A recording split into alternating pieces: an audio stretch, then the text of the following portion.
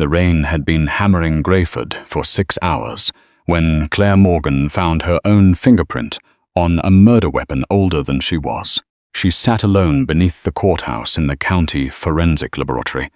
Above her, the courthouse had gone dark. Only Claire remained.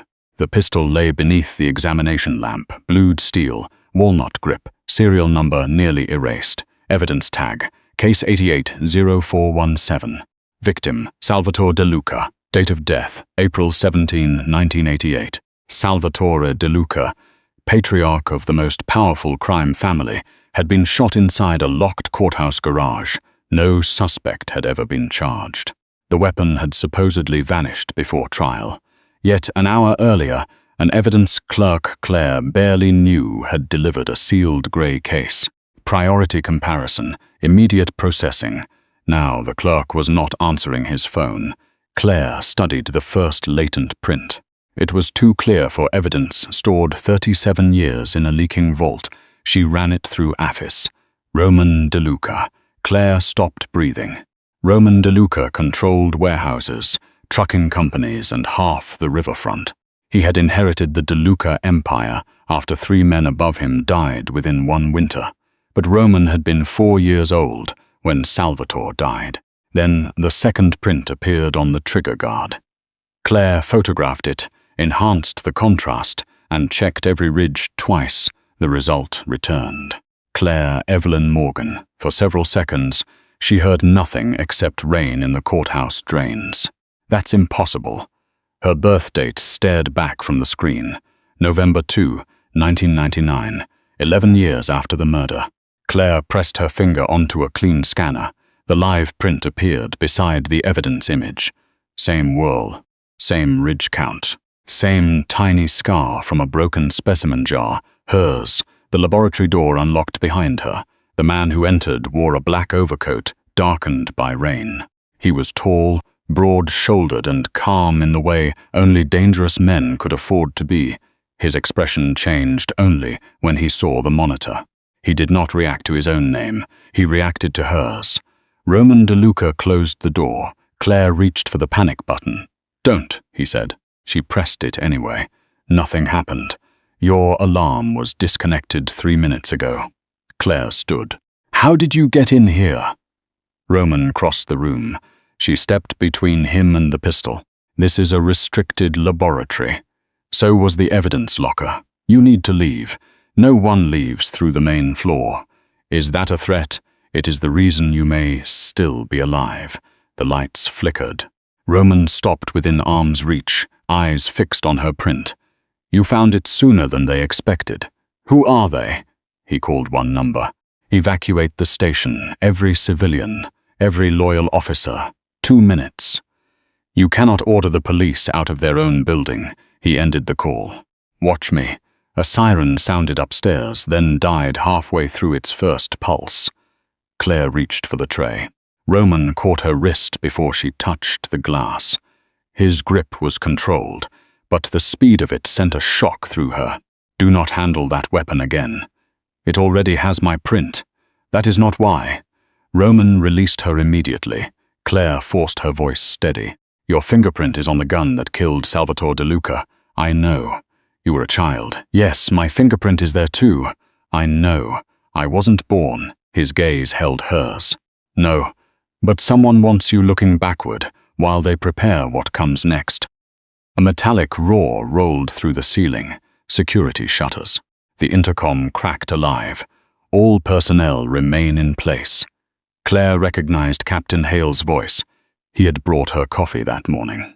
"Claire Morgan," Hale continued, "step away from Roman DeLuca and place your hands on the examination table." Roman pulled a pistol from beneath his coat. Claire backed away. "You brought a gun into my lab?" "I brought several." The main door shook beneath a heavy impact. "Claire," Hale called. "Open the door." Roman opened a maintenance panel, revealing a brick tunnel behind the wall. Claire did not move. Hale struck the door again. "He murdered his own family. Do not let him take you." Roman looked at her. He did not deny it. "Why is my print on that weapon?" Claire asked. "Because the gun was not removed to reopen an old murder. The doorframe cracked. Roman extended his hand. It was placed here to prepare a new one. A shot tore through the door. Roman drove Claire behind a steel cabinet and covered her with his body as another round shattered the examination lamp. Glass rained over his shoulders, his arm locked around her head, shielding her face. For one breath, Claire felt his heartbeat against her cheek. Slow, steady, completely unlike her own. Roman fired toward the doorway, then pulled her upright. Tunnel. Now, Claire grabbed the digital scan drive and followed him through the opening. Roman sealed the panel as men entered the laboratory, destroying equipment and shouting Claire's name as though she were already a fugitive.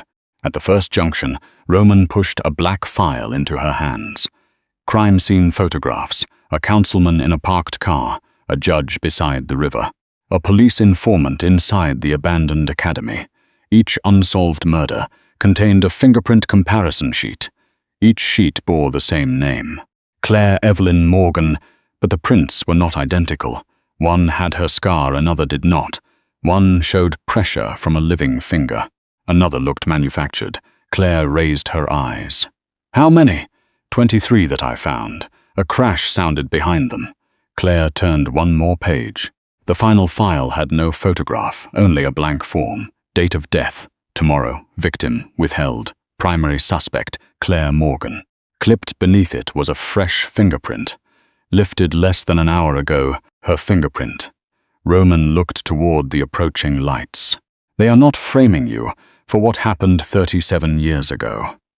He took Claire's hand and pulled her into the dark. They are teaching the evidence how to accuse you of what happens next. The tunnel beneath Greyford Courthouse had been built before electricity, before security cameras, before anyone believed a county building might need an escape route. Water ran along the brick floor in black streams. Roman moved ahead with one hand on his pistol, the other locked around Claire's wrist. Let go of me. When I know you will not run back to the men trying to kill you. They are police officers. They are wearing uniforms. That is not the same thing. It should be. Behind them, Captain Hale shouted her name. Claire pulled free. You knew about these prints before you entered my lab. I knew false prints existed. Mine, I suspected. You had 23 case files. I had 22. The last appeared today. A flashlight beam swept across the junction. Roman seized Claire by the waist and pulled her into a stone recess. His body covered hers while two officers passed less than 10 feet away. Claire held her breath. Roman's mouth was close to her temple. Rainwater and cold air clung to his coat. His hand remained at her waist one moment too long. Then he stepped back. Move. They entered a chamber lined with abandoned evidence cages. Broken chairs, sealed jars, and ruined court exhibits lay beneath plastic sheets. Roman crossed to a steel cabinet, hidden behind the shelves, and entered a code. Inside were flashlights, ammunition, medical supplies, and a black leather case. You keep an emergency cache under the courthouse. I keep one beneath every building that has tried to prosecute me. A shot struck the gate. Roman killed the flashlight and pulled Claire behind the cabinet. Officers opened fire through the bars. Roman returned 2 controlled shots. One light vanished, then another. He did not look angry. He looked detached, as if violence were a language he spoke too fluently to raise his voice. Claire hated that she felt safer beside him. "Can you open that?" he asked. He pointed to a maintenance door set into the floor. Claire examined the painted-over latch. "I need a tool." Roman handed her a steel pick before she finished. She stared at him. "You knew I would need this. I knew you once opened a jammed evidence locker with tweezers and a paper clip. That happened during my academy training. I know her pulse changed. How? Open the door. You have been watching me. Claire, how long?" A bullet struck the cabinet. Roman leaned out and fired once. A man cried out. Claire forced the pick into the lock. Her hands were steady until Roman crouched behind her and placed his palm near her shoulder. "Less pressure," he said. She turned. "What? Your right index finger? You press harder when you have not slept." The latch clicked open. Claire stared at him. "You know the pressure I use when lifting a print. I know your work. You know my hands." The words remained between them. Roman looked at her fingers against the lock, then away. "Get inside." The shaft dropped into darkness. Claire climbed first. Roman followed and sealed the hatch as bullets struck the metal. They descended into a drainage corridor running beneath the old jail toward the river. At the far end, a black SUV waited behind a flood barrier. Roman opened the passenger door. "I am not getting into your car," Claire said. "You can remain here and explain to Hale why tomorrow's murder already carries your fingerprints." "You expect me to trust you?" "No." "Then why go with you?" "Because distrust is useful. Death is not." A light appeared behind them. Claire got in. Roman drove through a service passage and emerged onto the flooded river road. Police lights flashed across the courthouse hill. Claire opened the black file on her lap. Each print resembled hers at first glance, but not under magnification. Tiny ridge endings shifted. Breaks appeared where no natural breaks should exist. She loaded the scans onto her tablet and overlaid 3 prints. "This is not random." Roman glanced at the screen. "What do you see?" "Someone altered the ridge paths intentionally to make copies." "No." To hide information, she enlarged a forked ridge near the thumb loop. 3 breaks, 1 convergence, 2 islands, numbers, coordinates. Roman's grip tightened. "You recognize that. I recognize the method." "Whose?" He did not answer. The SUV turned through iron gates beside the river. A mansion rose beyond bare trees, its windows glowing with candlelight. The power lines had been cut, but flames illuminated the old stone facade. Black vehicles formed a barrier outside. Armed men stood beneath the rain. "This is your house?" Claire asked. "One of them." "Of course, inside." Roman led her through a library filled with sealed cabinets and old legal records. Claire stopped beside a glass display case. A fingerprint identification card rested inside. The paper was yellowed at the edges. Claire Morgan, trainee examiner. Her first practice card, the one she had lost 8 years earlier during academy orientation. Roman stood behind her. She saw his reflection in the glass. "Why do you have this?" He said nothing. Claire turned. "Why do you know how much pressure I use? Why do you know when I sleep? Why do you have something I lost before I knew your name?" Roman's silence was no longer controlled. It was exposed. A man entered carrying a fresh evidence envelope. "Mr. DeLuca." Roman took it, his expression hardened. Claire pulled the envelope from his hand. Inside was a latent print lifted from a hospital room, less than an hour earlier. The print belonged to Claire. The patient listed beneath it was alive. For now. Estimated time of death, 11:40 p.m. tomorrow. Claire looked up. Roman opened the library's locked archive. "They are not only copying your identity," he said. "They are scheduling it." The library doors locked behind them. Roman's men moved through the mansion, shutting curtains and checking windows, while Claire stood beneath the chandelier with the fresh fingerprint envelope in one hand and her old trainee card in the other. "Tell me about my mother." Roman removed his wet coat. "Evelyn Morgan was not only a fingerprint examiner. I know, she worked for the state police. She worked for people powerful enough to bury the paperwork.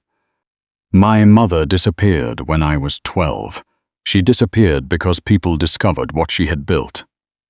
Roman opened a wall panel behind the shelves. Inside waited a compact forensic station.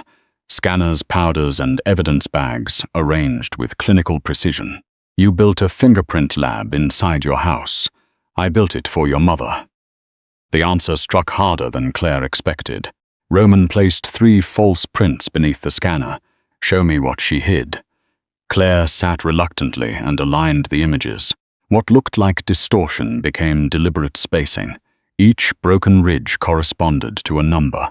Each island and bifurcation changed the sequence. She encoded information inside the pattern.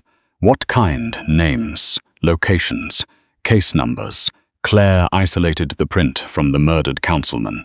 The ridge breaks produced a Courthouse file number. She entered it into the archive terminal.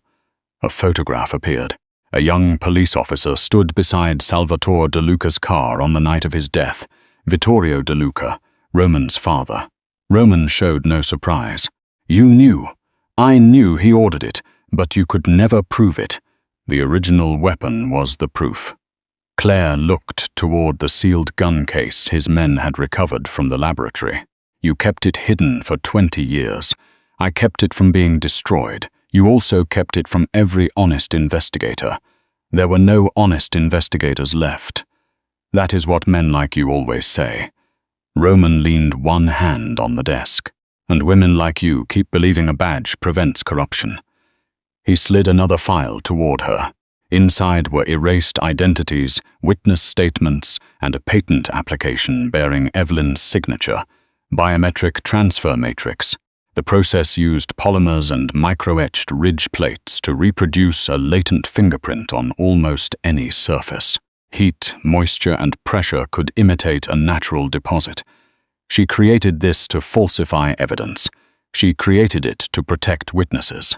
A witness could disappear while the evidence pointed somewhere else, and then someone weaponized it.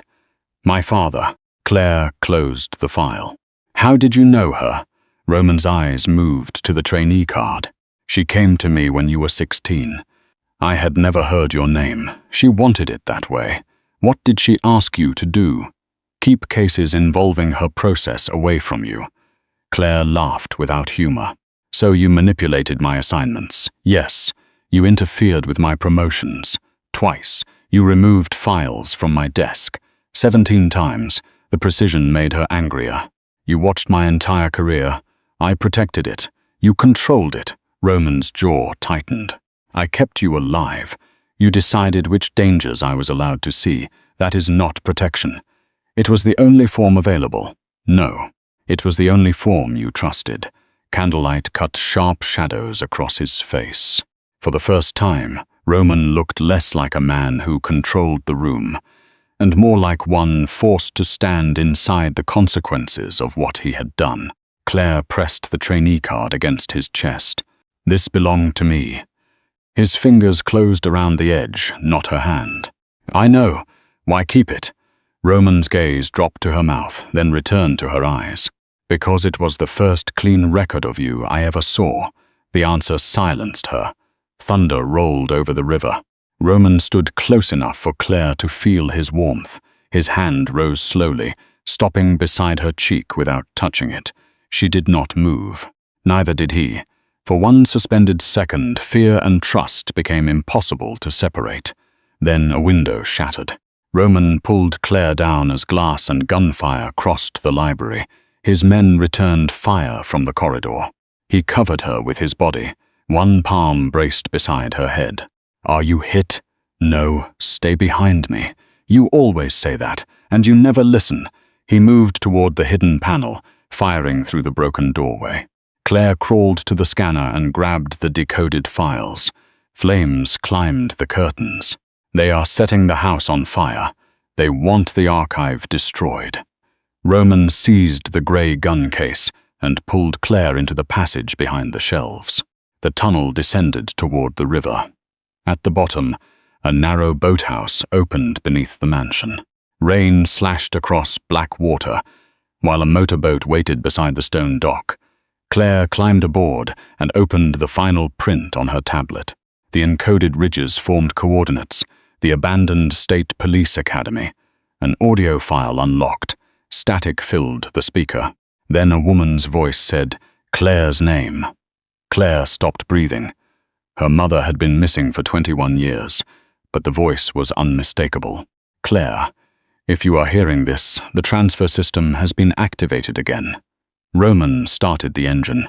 The academy contains the original records.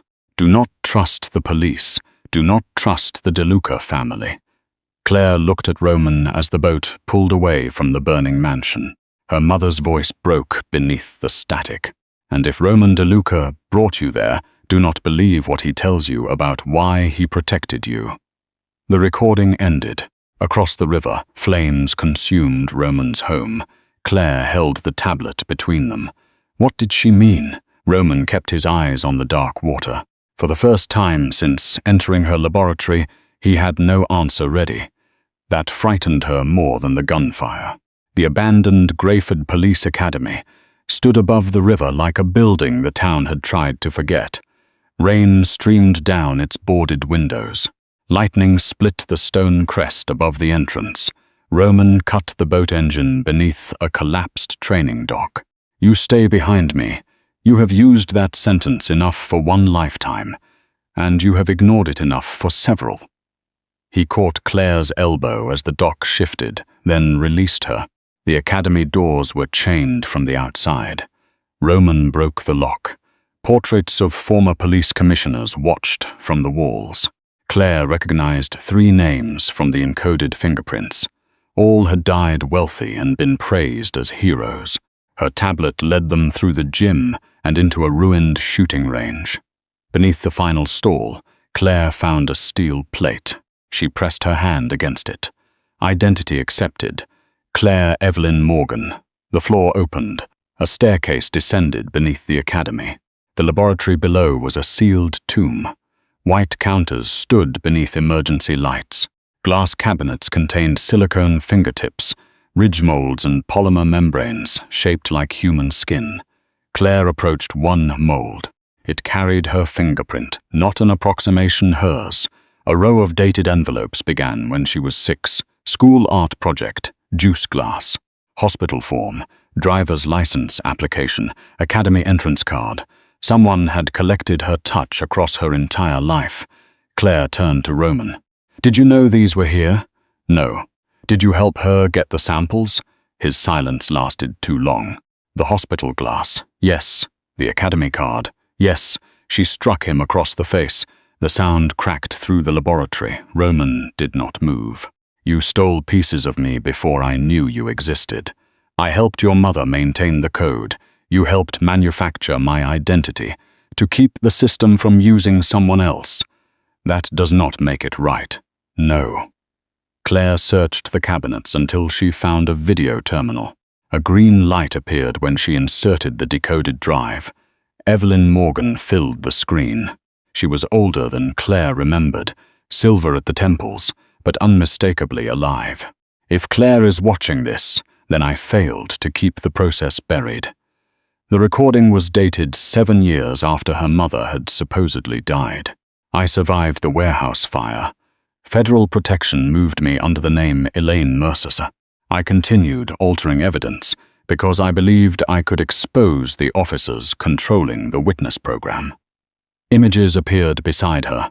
Wrongfully convicted witnesses, missing informants, families outside courthouses. I told myself every false print saved a life. Some did. Others sent innocent people to prison. By the time I understood what I had created, Vittorio DeLuca owned the laboratories, the judges, and the chain of custody. Claire gripped the desk. Her mother had lived, and had chosen not to return. Evelyn continued. Roman was 17 when I asked for his help. He believed his father ordered Salvatore's assassination. I gave him one responsibility: keep Claire away from every case connected to the transfer matrix. Roman stood motionless behind her. He kept that promise too well. He redirected assignments, purchased forensic contracts, and placed people around Claire without her knowledge. A list appeared. Claire's first supervisor, her landlord in Columbus, the committee that funded her graduate program, the private laboratory that rejected her, forcing her back to Greyford. Every road in her career had been touched by Roman. "You made me come back here," Claire said. "Yes, you made sure I could not leave Ohio. I made sure you remained where I could reach you. The honesty hurt more than a lie. Did you ever intend to tell me when the weapon surfaced, before tonight?" Roman said nothing. "You watched me believe I earned every choice. You did earn them. You arranged the choices. I removed the ones that would have killed you. You do not know that. I buried 3 men who tried." Claire's anger faltered, but only briefly. That still did not give you the right. No excuse. Just the answer she had needed, and hated receiving so late the video continued. Claire, Roman will tell you he did this because of me. That is only how it began. Roman's eyes closed. He became dependent on protecting you. He stopped reporting to me years ago. He built his own surveillance and removed threats I never identified. Claire looked at the trainee card inside Roman's coat. You kept watching after my mother disappeared. Yes, for how long, every day? The answer was quiet, terrifying. And beneath Claire's fear was something worse. The memory of Roman covering her beneath gunfire, knowing the pressure of her hand, keeping her first clean record because he could not bear seeing her become another corrupted file. He stepped closer. Claire should have moved, she did not. Roman lifted his hand. His fingers stopped beside the bruise on her wrist. May I? The question from a man who had stolen so many choices almost broke her. Claire shook her head. Roman lowered his hand immediately. A new file opened. Evelyn appeared inside a concrete room. Recorded only 3 months earlier. Alive, a man spoke from behind the camera. Complete the Morgan template, or your daughter becomes the next weapon. Evelyn stared into the lens. Claire, the false prints are not merely names. Read the pressure variations. The final sequence identifies the next victim. Claire loaded the 23 prints into the scanner. The machine aligned the pressure points. A date appeared. Tomorrow, a location. Greyford Courthouse Rotunda. Then a name. Roman Vittorio DeLuca. Claire turned to him. The final line printed beneath the target. Assassination weapon. Service pistol 9mm. Primary print. Claire Evelyn Morgan. Roman read it without visible fear. Claire felt all of hers at once. They are going to kill you in public. Yes, and make the world believe I did it. Footsteps sounded above them. Roman drew his gun. No, he said, looking toward the stairwell. They are going to make you watch. The footsteps above the laboratory stopped. Roman killed the monitor and pulled Claire behind a cabinet. Captain Hale's voice drifted down the stairs. Claire, Roman is the target. You are not. Roman leaned close. That is how men speak when they want a witness in range. Claire held the drive against her chest. Hale descended 1 step. We found your mother, she froze. Roman tightened his grip on her arm.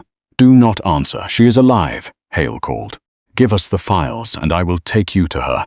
If he had proof, he would show it, Roman whispered. Hale opened fire. Roman shoved the cabinet over as bullets tore through the counters. Glass molds shattered, scattering copied fingertips across the floor. He fired toward the stairwell while Claire tore open a drainage grate. They crawled through a concrete channel and emerged beneath the academy's eastern wall. By dawn, Greyford looked occupied. Cruisers blocked the courthouse square. News vans crowded the river road. Rumors of missing evidence had reached every station in Ohio. Roman took Claire to an office above a closed bank. How much can you release? He asked. All of it. No, you do not get to decide again. If you publish witness locations, people will die before federal agents reach them. Then the locations go to federal offices. The evidence goes public. Roman studied her. You planned this in the tunnel. I plan when I am terrified. You hide it well. So do you. Claire placed Salvatore's pistol beside the laptop. If I release this, your father's name becomes public. Roman said nothing. Your family loses its banks, judges, and political protection. Yes, your name is included too. She listed what he had done, manipulated her career, concealed evidence, protected criminals. Roman removed his signet ring and set it beside the weapon. Write my name first. At 10 that morning, Claire entered the Greyford Courthouse Rotunda, carrying enough evidence to destroy both their families. Reporters filled the marble hall. Officers lined the balconies. Families of framed witnesses stood beneath the county seal. Roman entered behind her. The room changed. Conversations died. Men who had mocked the DeLucas for years lowered their eyes. Roman stopped beside Claire before every camera. A reporter shouted, "Did your father order Salvatore DeLuca's assassination?" Roman looked into the broadcast lens. Yes, The word exploded through the rotunda. Claire explained the biometric transfer matrix, the altered ridge patterns, and the names hidden inside them. She displayed 23 false prints that had framed witnesses and protected killers. Then she uploaded everything: judges, police commissioners, federal contractors, the Morgan program, the DeLuca empire, her mother's signature, Roman's interference in her life. Phones began ringing throughout the hall. Officers received arrest orders for men standing beside them. Reporters read names from the database. Families cried as old convictions were flagged for review. One of Roman's men approached. "The accounts are frozen. Cleveland withdrew support." The Bellinis took the North warehouses. Roman watched Claire. "Let them. Your father ordered every property seized. Then he understands what she released." Claire heard the possessive emphasis and hated the warmth it awakened. A red point appeared on Roman's chest. Claire saw it before the shot. Roman drove her behind the stone podium. The bullet struck the county seal. Gunfire erupted from the balcony. Roman covered Claire as his men pushed through the crowd. He fired once. The shooter vanished behind the railing. Claire gripped his coat. "You knew this would happen. I expected worse. You lost everything." "Not everything." His eyes dropped to her hand. She released him. Federal agents moved them into a records chamber, while arrests spread through the courthouse. Roman locked the door. "You should hate me," he said. "I do." He stepped closer. "Then stop looking at me like that." "Like what?" "Like the worst thing about me may also be why you are alive." Claire's back touched the shelves. Roman lifted one hand toward her face, then stopped without touching her. The restraint felt more dangerous than possession. His breath touched her skin. Anger shifted into something hungry and unsteady. Claire nearly closed the distance. Her phone rang. Roman stepped back first. A video showed Evelyn bound to a chair inside the academy's training hall. A man held a pistol beside her. Vittorio DeLuca's voice came through the speaker. "Bring the original weapon before sunset. Come alone, or your mother becomes another unsolved case." The screen went black. Roman reached for the phone. Claire pulled it away. "You cannot go," he said. "She is my mother. It is a trap, I know. Let me handle it." That is how we reached this point. Roman blocked the door. "You will not leave alone." Claire looked at the evidence bag containing Salvatore's pistol. "You said you did not need my forgiveness. I don't. What do you need?" His answer was immediate. "You are alive long enough to hate me." Claire kissed him only for a second. Shock held Roman still. Claire used that second to press a sedative injector against his neck. His hand caught her wrist too late. "Claire, I am sorry." His knees struck the floor. She took the pistol and the academy key from his coat. Roman fought the drug, but his body failed him. "Do not make me come after you." Claire opened the door. "You have been coming after me for years." At sunset, she entered the abandoned academy alone. The training hall lights turned on one by one. Evelyn sat bound beneath the firing targets. Behind her stood a silver-haired man with Roman's eyes. Vittorio DeLuca smiled. "Put the pistol on the table." Claire obeyed. Steel restraints snapped around her wrists. A tray of surgical instruments rolled from the shadows. Vittorio took her right hand and examined her fingertips. "Your mother created evidence that could survive any lie," he said. He selected a blade. "So I am going to remove the only evidence I cannot replace." Vittorio held Claire's hand beneath the surgical light. The blade touched her index finger. "If you damage the ridges," Claire said, "you destroy only one copy." Vittorio paused. "My mother encoded through pressure, not pattern. Every false print contains a second layer you never learned to read." Evelyn lifted her head. The warning in her eyes was clear. "Do not tell him too much." Vittorio smiled. "Then decode it for me. I need the original weapon." He placed Salvatore's pistol on the table.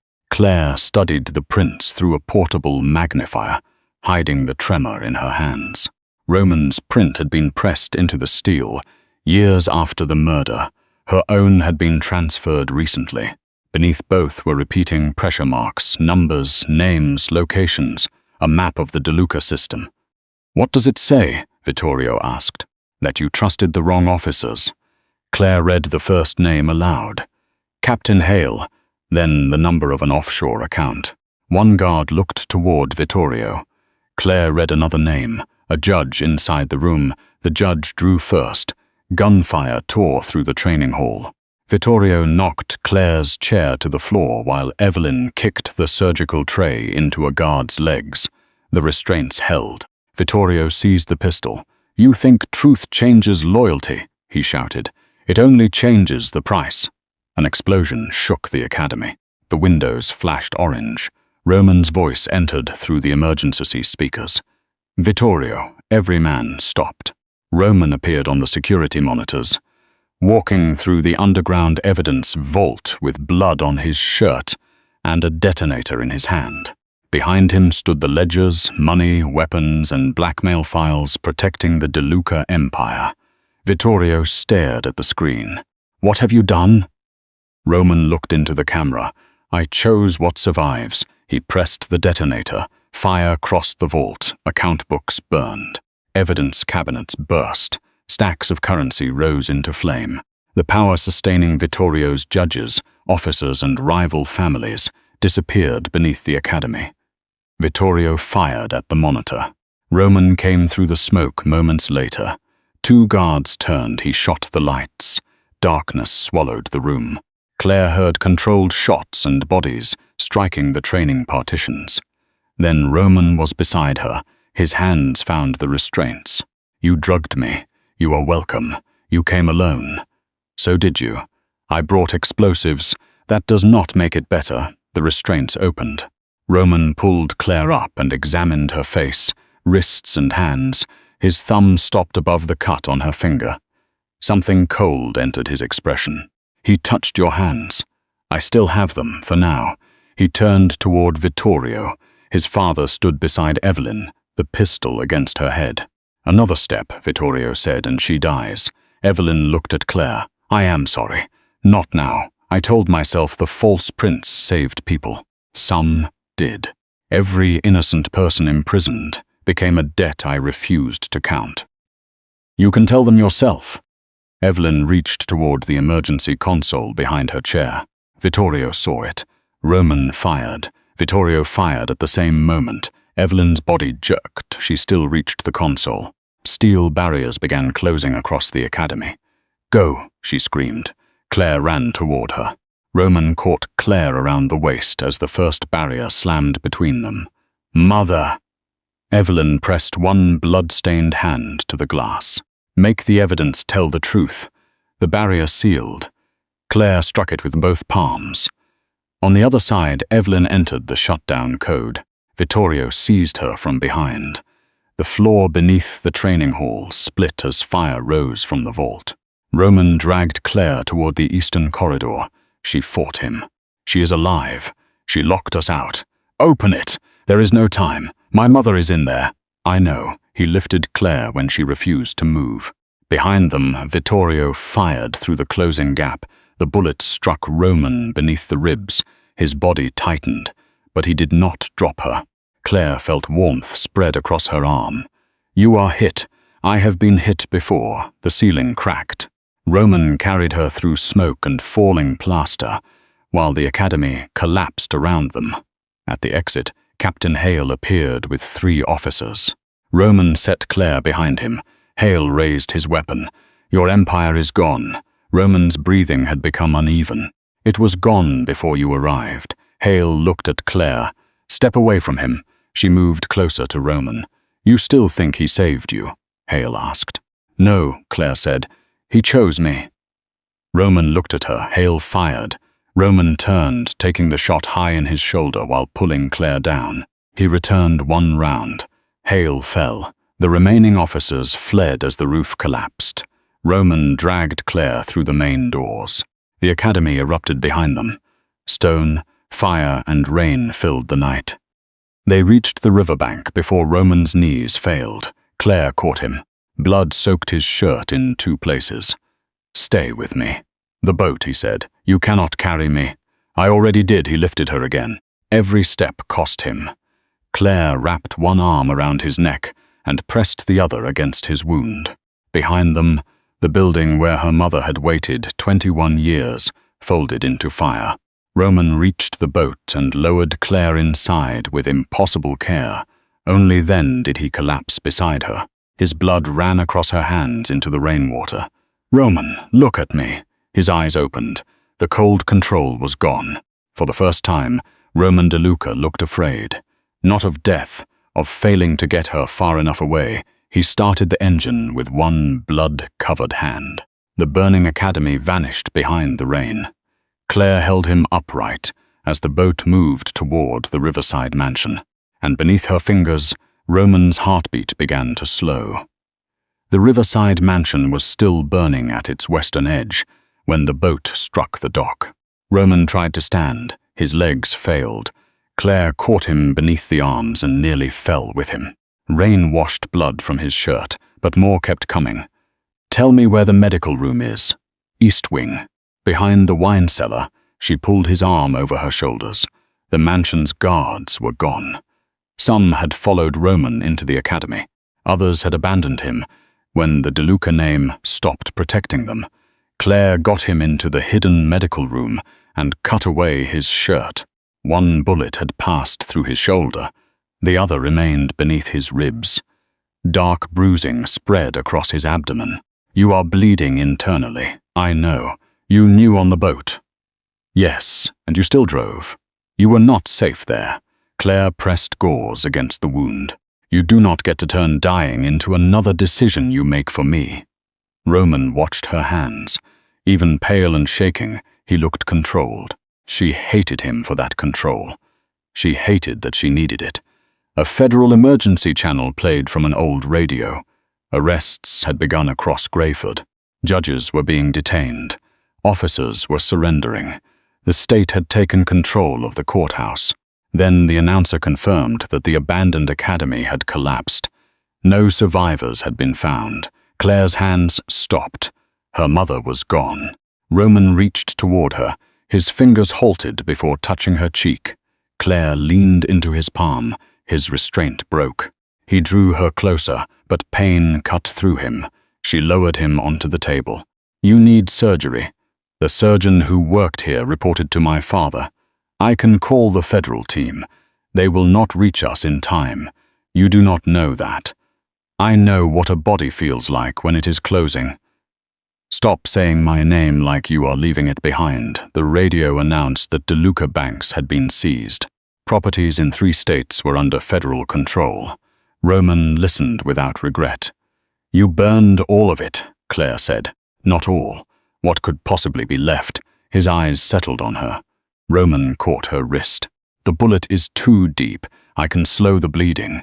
You can spend my last hour hurting me, or you can sit beside me." Her eyes burned. "You do not get to ask that calmly." "I am not calm. You look calm. I spent 20 years teaching the world not to recognize my fear." Claire looked at his hand. It was trembling. Now Roman was afraid of the expression on her face. She set the instruments down. "Why did you keep my trainee card?" "I told you. You gave me the safe answer." A faint smile touched his mouth. "You believe that was safe? Tell me the dangerous one." "The first time I saw you, you were 19. You were arguing with an instructor because he contaminated a sample and blamed a trainee. You were there?" "Behind the observation glass. I would have remembered you.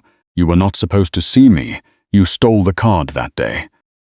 "I told myself I was protecting it. You always tell yourself that." "Yes." Claire sat beside him.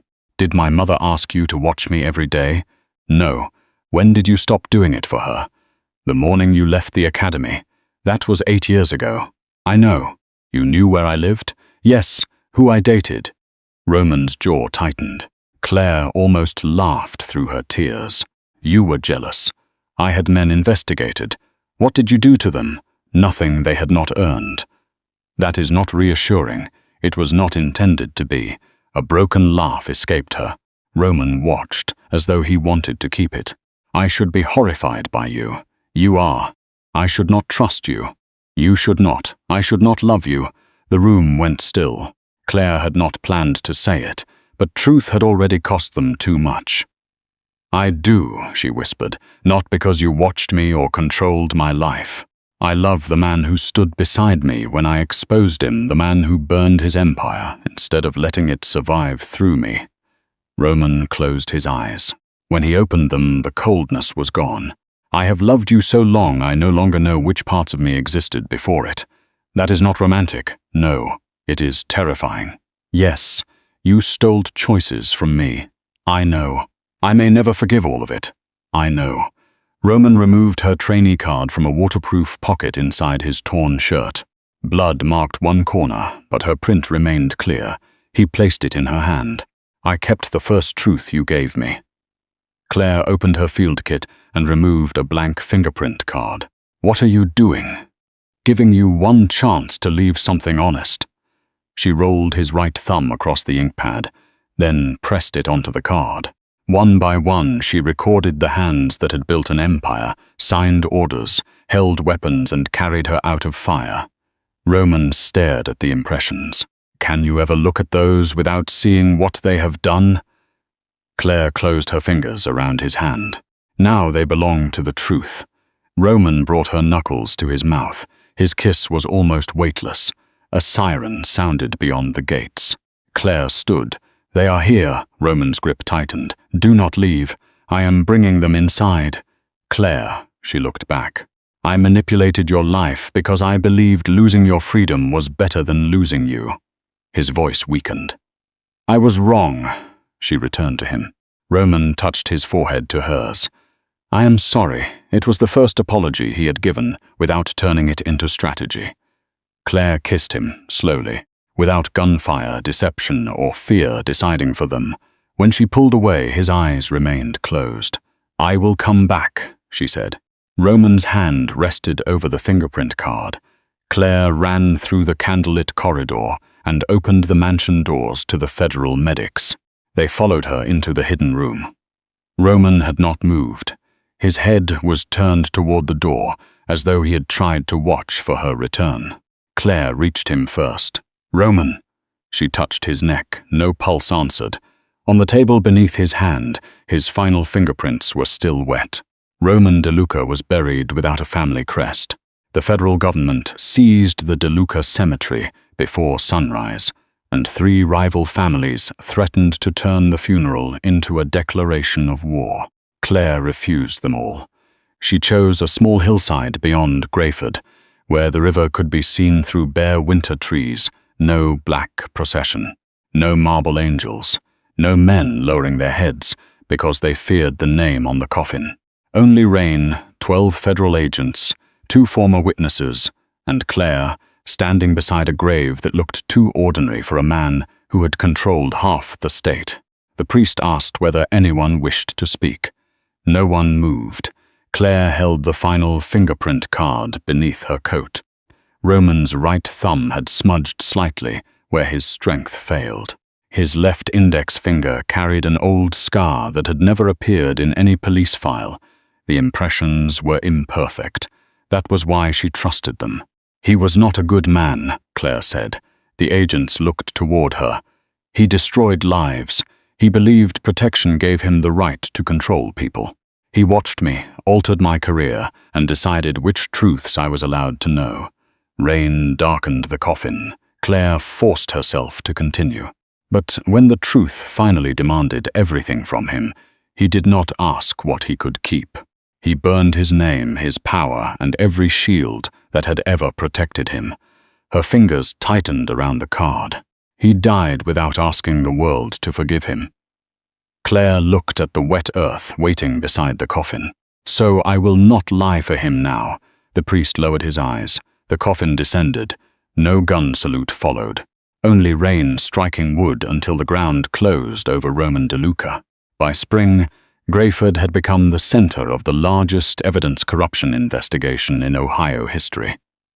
37 convictions were reopened. 14 witnesses had their names cleared. 6 men and 3 women were released from prison after experts proved that transferred fingerprints had placed them at crime scenes they had never entered. Captain Hale survived long enough to testify. His confession exposed judges, prosecutors, evidence clerks, and federal contractors across 3 states. Some claimed Vittorio had forced them to cooperate. Claire published the payment records beside their statements. Fear explained a choice. It did not erase one. Evelyn Morgan's name became harder to define. To some families, she was the scientist who had protected them long enough to disappear. To others, she was the woman whose invention had stolen years from innocent people. Claire refused every request to call her mother a hero. She also refused to let the government make her the sole villain. The transfer matrix had passed through dozens of hands. Powerful men had funded it, expanded it, and buried the consequences. Evelyn had created the door. Others had chosen who was pushed through it. Her body was never recovered from the academy. Investigators found only her wedding ring fused to the emergency console she had used to seal the training hall. Claire kept it in a clear evidence envelope. She did not wear it. Some grief needed to remain visible as evidence. 6 months after Roman's death, Claire entered the restored courthouse laboratory for the first time. The broken examination lamp had been replaced. The bullet holes had been sealed. Salvatore DeLuca's pistol now rested inside a transparent federal case. A plaque described it as the weapon that exposed the biometric transfer conspiracy. Claire removed the plaque. A weapon was not courageous. The people who finally told the truth were. She accepted leadership of a new independent review unit created outside the police department. Every examiner reported to civilian oversight. Every print comparison required blind verification. Every unexplained ridge anomaly triggered an automatic review. Claire wrote the first rule herself. No evidence would ever be trusted merely because an authority had called it scientific. The work brought strangers to her door. An old man who had lost 20 years, a mother whose son had died in prison before his conviction could be overturned, a former witness who remembered Evelyn bringing her food in a motel room under another name. Claire listened to all of them, praise and accusation, gratitude and rage. The truth did not arrive cleanly. Roman had taught her that without meaning to. On the anniversary of the Academy fire, Claire drove to the Riverside mansion. The west wing remained blackened. Ivy had begun climbing the damaged stone. Federal seals crossed the library doors. But Claire still had the Academy key Roman had given her. It opened the hidden passage.